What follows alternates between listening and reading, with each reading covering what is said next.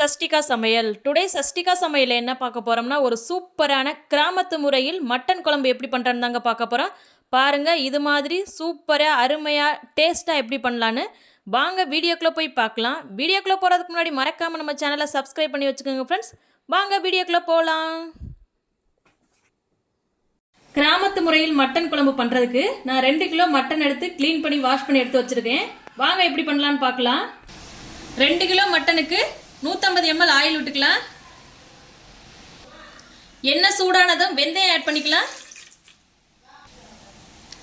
வெந்தயம் பொரிஞ்சதும் இது கூட சோம்பு, பட்டை, நட்சத்திர சோம்பு, ஏலக்காய், பிரியாணி இலை, கொஞ்சமா கசகசா ஆட் பண்ணிக்கலாம்.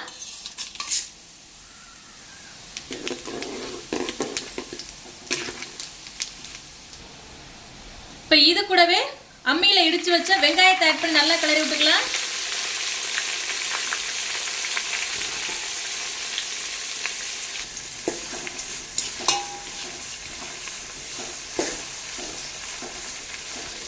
வெங்காயம் நல்லா வதங்கினதும் இது கூட இஞ்சி பூண்டு பேஸ்ட் ஆட் பண்ணிக்கலாம். இஞ்சி பூண்டோட பச்சை வாசனை போகிற அளவுக்கு நல்லா வதக்கி விட்டுக்கலாம். இப்போ இது கூடவே அம்மியில் இடித்து வச்சிருக்கிற பூண்டை ஆட் பண்ணி நல்லா கிளறி விட்டுக்கலாம்.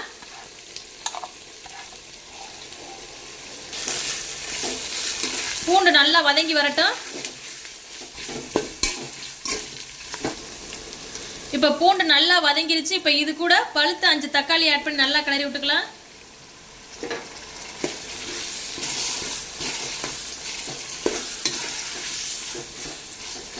தக்காளி வதங்குறதுக்கு கொஞ்சமா உப்பு ஆட் பண்ணி நல்லா கிளறி விட்டுக்கலாம். இப்போ தக்காளி நல்லா வதங்கி வந்துருச்சு. இப்போ இது கூட க்ளீன் பண்ணி வச்சிருக்கிற மட்டன் ஆட் பண்ணிக்கலாம்.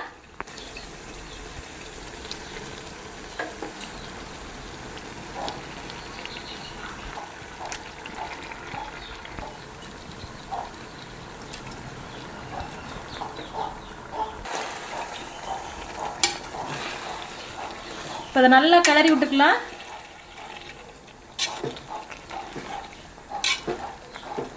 இப்போ மட்டன் வந்து ஒரு அரை மணி நேரத்துக்கு எண்ணெயிலே நல்லா வெந்து வரட்டும். மூடி போட்டு ஒரு அரை மணி நேரத்துக்கு வைக்கலாம்.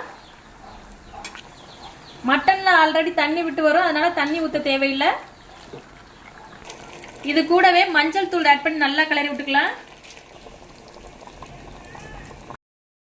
மட்டன் வந்து அரை மணி நேரத்துக்கு நல்லா வெந்து வந்துருச்சு. இப்போ இது கூட கொஞ்சமாக உப்பு ஆட் பண்ணி நல்லா கிளறி விட்டுக்கலாம்.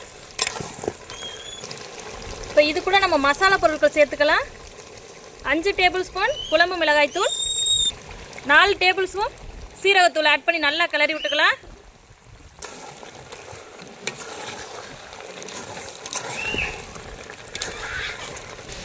இப்போ இதை நல்லா கிளறி விட்டாச்சு. மசாலா பொருட்களோட பச்சை வாசம்லாம் போய் வந்துருச்சு. இப்போ மட்டனுக்கு தேவையான அளவு தண்ணி ஆட் பண்ணிக்கலாம். இப்போ இதை நல்லா கிளறி விட்டுக்கலாம். நீங்கள் தேவைக்கேற்ப தண்ணி ஆட் பண்ணிக்கோங்க. நான் ஒரு 5 பேருக்கு தகுந்த மாதிரி தண்ணி ஆட் பண்ணியிருக்கேன். இப்போ இதை நல்லா கிளறி விடலாம். இப்போ இதை நல்லா கிளறி விட்டு ஒரு 10 நிமிஷம் நல்லா கொதிச்சு வரட்டும்.